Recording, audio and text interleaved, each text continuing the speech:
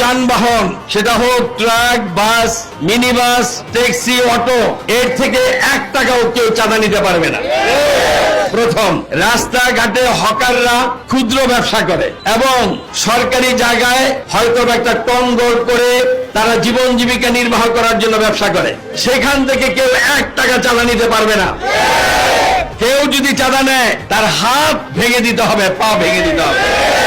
আজ থেকে স্পষ্ট ঘোষণা। আরেকটি কথা, যাদের কথা বললাম, যারা ট্রান্সপোর্টের সাথে জড়িত, যারা দোকানপাটের সাথে জড়িত ব্যবসায়ী, যারা হকারের সাথে জড়িত, তাদের উদ্দেশ্য বলি, অন্যায় যে করে, অন্যায় যে প্রশ্রয় দেয় কিংবা সহযোগিতা করে, দুজনেই অপরাধী। কেউ যদি চাঁদা নেয় আর কেউ যদি চাঁদা দেয়, দুজনকেই শাস্তির ব্যবস্থা করা হবে।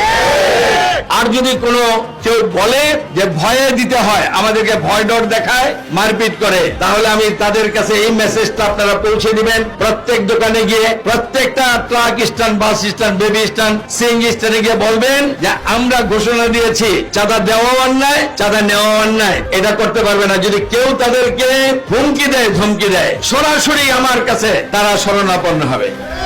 কে আমার কাছে কার কথা বললো, এটা আমি আর সে আর আল্লাহ ছাড়া কেউ জানবে না। ব্যবস্থাটা আমি গ্রহণ করে ছাড়বো ইনশাআল্লাহ।